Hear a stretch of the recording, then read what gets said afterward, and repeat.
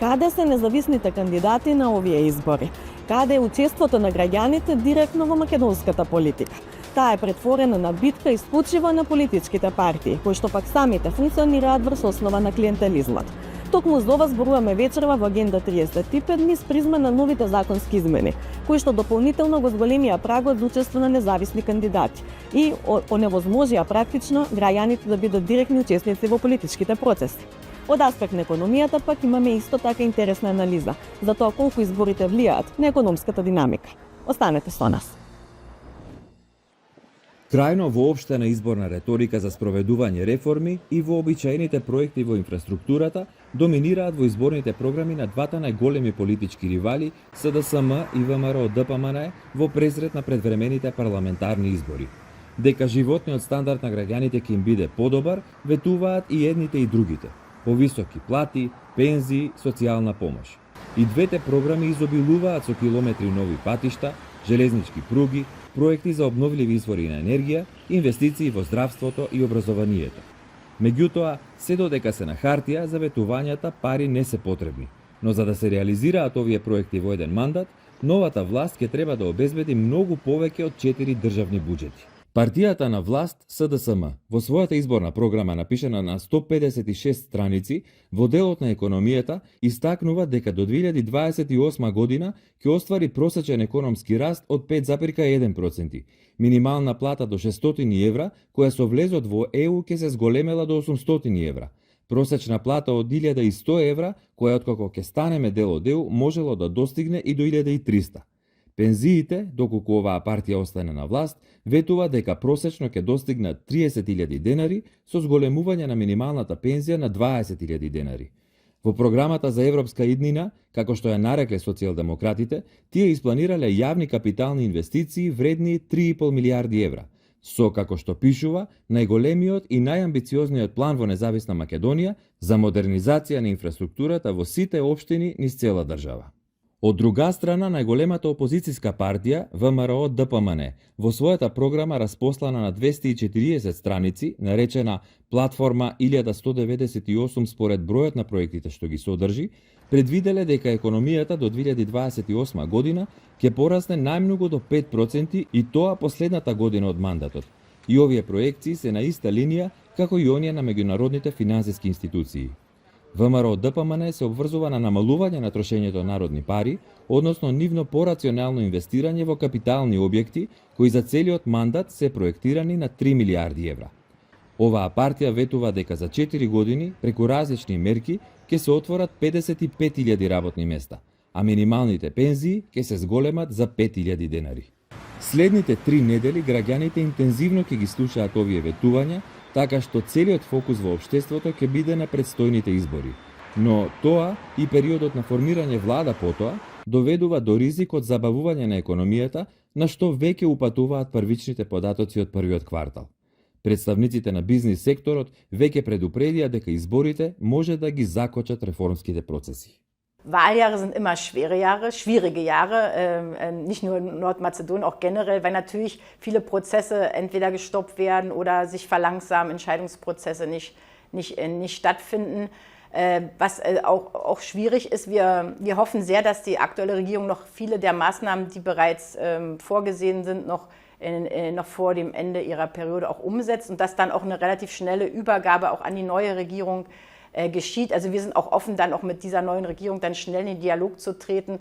Wichtig ist, dass man, und das ist nicht nur für die deutschen Investoren, sondern auch fürs Land wichtig, dass die Dynamik nicht verloren geht. Dass man praktisch dort auch konstruktiv zusammenarbeitet, auch wenn es dort eben eine Änderung in der Regierung gibt.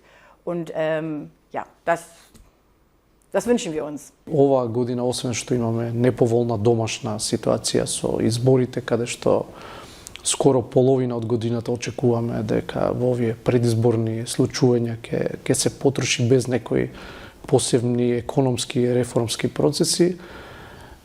Исто се очекува и овој неповолен тренд од надворешните пазари. Европската Унија, приметуваме каков е нивото на раст во Европската Унија, некаде негативен, некаде благ позитивен, меѓутоа генерално е неповолен. Така да ние како една неразвиена економија, треба да се обидеме да видиме што е можно да инвестираме во развој на нашата економија со реформски процеси и зголемување на растот. Не треба да ги гледаме овие предизвици дека се клучни, меѓутоа тие ќе имаат одредено негативно влијание, меѓутоа ние треба да го дадеме најдоброто од нас да ја подобриме климата во нашата економија.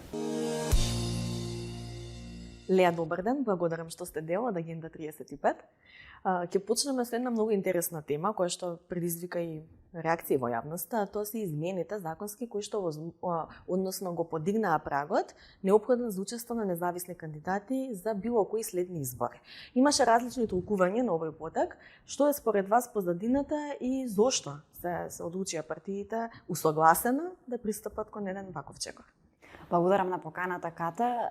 Ви благодарам и за посветувањето внимание на вака важна тема во текот на изборниот процес, која што беше проследена со одредени реакции. Меѓутоа, моментот на усвојување на таквите законски измени и начинот на кој што беа донесени не остави простор за превентивно делување. Така што добро е да се дискутираат овие аспекти. Повеќе работи тука се спорни. За мене како правничка, од една страна е особено спорно тоа што станува збор за реформи, кои што се дел од Европската агенда, како централна тема на политичките програми во изборната кампања, можеби со исклучок само на една политичка партија. Значи, станува збор за едни навистина многу битни критериуми, дел и од политичките критериуми во процесот на пристапување, за кои што се формирани работни групи, се прават обиди за да се воспостави еден навистина широк консултативен процес, како што се одвестува на такви битни општествени реформи. Меѓутоа, од друга страна, ваквите измени се донесоа без воопшто да биде консултирана работната група и без воопшто да се поттикна одредена дискусија. Дури нема ни поконкретно објаснување во самиот предлог, а таквата дискусија изостана и во рамки на собраниските комисии, па дури и во рамки на пленарната седница. Според мене, со тоа се прави една мимикрија на некакви консултативни широки процеси, се имитираат одредени принципи, за да се создаде еден таков привид, меѓутоа во суштина партиите ги заштитуваат своите интереси. Мнозинството со кој што беше усвоена оваа реформа исто така укажува дека постоела одредена заткулисна согласност постигната помеѓу политичките партии, но таквите измени самите по себе се навистина многу штетни, не само од аспект на постапката во која што беа донесени, туку и од суштински аспект, пред се бидејќи не се одвестуваат на препораките на ОПСЕ ОДИХР. Ова е интересно затоа што токму објаснувањето зошто се носат, меѓу другото тие барем го толкуваат дека е дел од препораките на ОПСЕ и ОДИХР. Да, често пати сме сведоци дека агендата се поставува на начин што треба да се создаде привид дека ги задоволува стандардите, дека ги задоволува оние европски барања, меѓутоа во суштина тоа не е така. Оваа измена имаше деманти од самите ОПСЕ и ОДИХР и од самата работна група, нели? Самата работна група реагираше, имаше такви деманти од ОПСЕ и ОДИХР, а и воопшто ако ги погледнеме најдобрите практики, европските стандарди во однос на ова прашање, ќе видиме дека такви ограничувачки прагови не постојат во европските земји. Бидејќи со самото тоа не само што се нарушува демократизацијата на општеството, туку всушност политичкиот живот, политичкото делување се ограничува единствено само на действувањето на политичките партии. Значи, воопшто се истиснува можноста за било каква автентична граѓанска иницијатива, за било какво граѓанско делување. Од друга страна, политичките партии во нашата држава функционираат по еден принцип на лојалност по вертикала, хиерархија и мобилизирање на гласови, додека пак токму овој простор оваа можност на некаков граѓански активизам е она здраво ткиво кое што е неопходно во едно демократско општество за да може да се поттикне на вистина една посуштинска дискусија за навистина битните прашања со кои што треба да се соочиме. Ќе се навратиме на сложниве попови што мрсат во петок и за начинот на кој што тие функционираат и внатре во самите партии, но споменавте нешто што ми е навистина впечатливо, тоа е злоупотребата на постапката пред се. Се чини дека стана практика сите важни закони кои што се носат во името на ЕУ и на европските интеграции да се носат по скратена постапка и да се избегне било каква дебата, да се избегне таа дебата и во рамки на собранието, но и една јавна општествена дебата. Значи ова беше буквално исто преку ноќ донесена. Предходните законски измени на кривичниот законник повторно за 2 дена беа спакувани и донесени, а се тоа се прави под знамето на наводна европска интеграција. Како оваа иронија ја толкувате?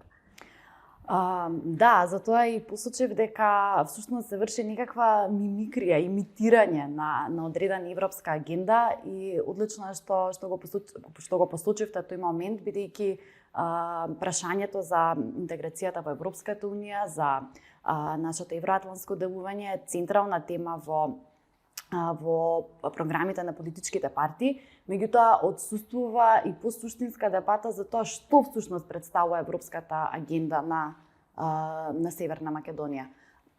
Доколку се погледна актуелната дискусија, имам впечаток дека политичките партии зборуваат за унијата за која што можеби ние аплициравме пред 20 години, меѓутоа таквата дискусија за европската агенда воопшто не е ажурирана со тековниот развој на Европската унија. Во Брисел дури би биле, претпоставам и навистина среќни да можеме да зборуваме за унијата каква што беше пред 20 години, пред повеќе од 2 децении, но мислам дека таков луксус немаме. И од таа страна и воопшто не се навлегува кон никоја навистина посуштинска дебата за тоа што представува исполнувањето на критериумите за членство во Европската унија, што представува процесот на пристапување, што тоа треба да донесе за граѓаните. Мислам дека политичките партии воопшто не се обраќаат на граѓаните, особено не во рамките на оваа изборна кампања, се обраќаат исклучиво само кон сопственото гласачко тело, кон нивните поддржувачи и како што споменавте, носењето на закони по скратена постапка беше во неколку наврати предмет на критика од страна на самата Европска унија преку нејзините официјални представници. Апсолутно. Дали практично ова значи дека и самиот наратив за членство во ЕУ, за европските интеграции за употребен? Гледаме дека со консензус се носат сите овие законски измени, па станува ли некако безсмислена целата таа нивна кавга, кој е за ЕУ, кој е против ЕУ, кога практично услогласени се за суштинските работи што вистински не доближуваат до унијата? Да, апсолутно, затоа и би оценила актуелната изборна кампања и понудата на политичките партии како безидејна. Ние треба како општество да се состанеме и преку сите представници, вклучително и преку таквите граѓански иницијативи, да разговараме ажурирано и во еден обновен контекст за тоа кои се перспективите за членство во Европската унија, што таквото членство може да донесе за државата, за идниот развој, за граѓаните, бидејќи вака се сведува на одредени флоскули. Понудата на едната страна е сведена исклучиво само на уставни измени, понудата на другата страна е сведена на некакво заобиколување на уставните измени, меѓутоа воопшто отсуствува онаа суштинска дебата за европската визија, односно отсуствува самата европска визија од сето она што во моментов е предмет на дискусија. Ако ова е резултат на визиите, политиките на раководствата на политичките партии, вие споменавте една вертикална поставеност на тоа како тие функционираат, но што е со самата идеја на постоењето на партиите како такви? Тука имаме членство, имаме неколку кругови кои што би требало да превенираат ваков тип на водење на политика.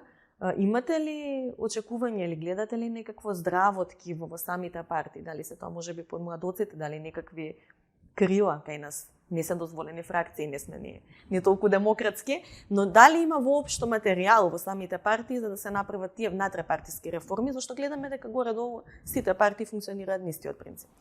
Па мислам дека самиот овој потекст со кој што се ограничи учеството на независни кандидати во изборниот процес најдобро ја отсликува незрелоста на политичките партии за еден таков процес и мислам дека недостатокот на вистинска демократизација на општеството, оној демократски исчекор кој што конечно треба да го направиме, најмногу се должи поради недостатокот на демократизација на политичките партии. Значи, ако сакаме да видиме некои такви процеси отсликани на државно општествено ниво, таквите процеси најпрво мора да започнат од самите политички партии. Во конкретните изборни листи е вградена исклучиво само агендата на политичките партии и со ваквите измени не само што се загуши таквиот простор за оние автентични активисти кои што би сакале да се вклучат во политичкиот процес и да придонесат кон политичкото делување, туку мислам дека се испрати порака и кон сопственото членство, кон внатрешното действување. Мислам дека професионалците, луѓето со квалитет и интегритет се маргинализирани во рамките на самите политички партии кои што действуваат врз основа на клиентелизам, врз основа на лојалност, која што не се заснова на одредени принципи и врз основа на едно просто мобилизирање на гласови. Така што се загуши оној витален елемент за граѓаните навистина да почувствуваат дека можат да се реализираат во овие граници. Сведочиме единствено на партизирана меритократија и од тука потекнува и целокупната партизација на државата и на општеството. Од што се плашат партиите? Зошто херметички го затвораат системот и не дозволуваат пробав на независни, здрави, нови лица во политиката? Кај нас политиката е некако сватена како борба за живот или смрт. Гледаме една буквално брутална битка да се остане на вас по секоја цена, па и да се дојде на вас исто така по секоја цена. Некако Макиавелија присутен. Да, од една страна интересен е начинот на доаѓање на власт, од друга страна уште поинтересен е начинот на заминување од власт или предраматично. Да, Значи секоја смена на власта кај нас тоа е со голема драматика и фатализам. Да, сето тоа се означува баш во еден фаталистички контекст. Веројатно партиите сакаат да ги збиваат своите редови. Веројатно имаат одредени анализи кои што покажуваат со кое гласачко тело располагаат и мислам дека се насочени кон тоа да не го дозволат тој ветар кој што би можел да направи одредено поместување и да внесе одредени промени за кои што политичките партии во овој момент не се подготвени, од причина што сакаат да излезат на познат терен. Сакаат да излезат на терен во кој што однапред ќе знаат со кого се соочуваат и на каков начин може и да се прекројат сите тие гласови, на каков начин можат да се формираат таквите коалиции, од кои што претпоставувам дека на овие избори ќе зависи крајниот исход. Мислам дека партиите се свесни дека на овие избори можат да сметаат единствено на она гласачко тело кое што е стандардно нивен поддржувач, односно се свесни дека одреден број на независни гласачи, од кои што често пати зависи победата на една или на друга политичка партија, се воопшто демотивирани да го изразат својот глас. Ке речев се плашат можеби од затвор, но тука се измените на кривичниот законник кои што ќе им помогнат тој страв да биде амортизиран. Споменавте колку ова ќе ги демотивира обичните граѓани, независните граѓани, колку е тоа опасно за една демократија. Гледаме од година во година, од изборен циклус во изборен циклус, се помалку луѓе кои што сакаат да си го исполнат своето граѓанско право и да гласаат. Како овие луѓе да се мотивираат повторно, гледајќи го системот и гледајќи дека навистина повеќе гласови ви требаат, повеќе луѓе ви требаат за да воопшто можете да учествувате на избори отколку да се пласирате. Да, да се навратаме уште еднаш за да ја заокружиме главната тема на денешната дискусија. таквото воведување на ограничувачки услови за учество на независни кандидати во изборниот процес е дотолку посимптоматично ако се зима предвид дека од друга страна пак за формирање на политички партии се потребни многу помалку подписи, односно само 1000, што е неспоредливо со оној број на поддржувачи кои што се потребни за влез во самата изборна трка. А треба да знаеме дека една е логистиката за собирање на таквите подписи за учество, друга е логистиката за самата изборна кампања. Сметам дека ваквата ситуација едноставно не е одржлива и дека самото по себе тоа ќе создаде притисок за промени, бидејќи работите можеби уште на овој изборен циклус можат да останат вакви, но во иднина дефинитивно нема да може така да се функционира. И без оглед на исходот на овие избори, ние се повеќе се соочуваме со непостојаност и непредвидливост на мандатите. Ако порано знаевме дека на владата и на носителите на функции има даден мандат од 4 години, сега тој мандат е се повеќе неизвестен, така што мислам дека сето тоа самото по себе неминовно ќе создаде притисок. И од друга страна, демократијата не се сведува само на изборниот ден, не се сведува само на тоа какви околности ќе се затечат на денот на изборите, туку е нераскинливо поврзана со еден цел циклус кој што се одвива од еден до друг изборен процес, кој што вклучува токму поттикнување на таквата слободна волја и кој што вклучува и ред други аспекти како што е слободата на изразување, слободата на здружување, за навистина да може на денот на изборите слободно, самостојно да се изрази поддршката за една или за друга понуда. Благодарам, Леа, ќе ги следиме настаните секако и верувам дека повторно ќе разговараме можеби од некоја друга перспектива. Благодарам, Ката. Поради изборите и кампањата која што следува, правиме мала пауза од Агенда 35. Со нова емисија се гледаме по завршувањето на овој демократски процес. Останете со нас и следете Македонска радиотелевизија.